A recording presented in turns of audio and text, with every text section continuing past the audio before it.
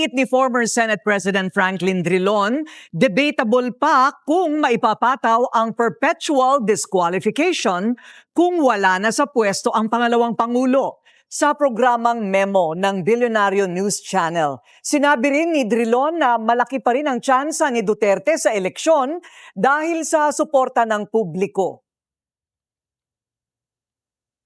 So, what is the scenario if she resigns? Okay, magandang tanong yan.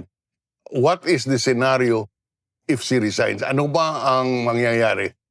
Alam mo, Corina, sa batas, may dalawang parusa ang impeachment kung ikaw ay maging guilty. Unang-una, papaalisin ka sa iyong pwesto. At pangalawa, hindi ka na pwedeng pumasok sa gobyerno. So, number one, dismissal from office. Number two, perpetual disqualification from holding public office. Pag nag-resign si Vice, at ito'y theoretical lamang, ito po'y paliwanag.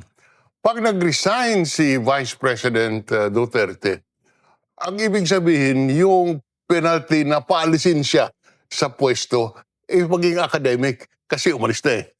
Ngunit, debatable kung pwede pang ituloy ang impeachment trial para i-impose ang penalty of perpetual disqualification from holding public office.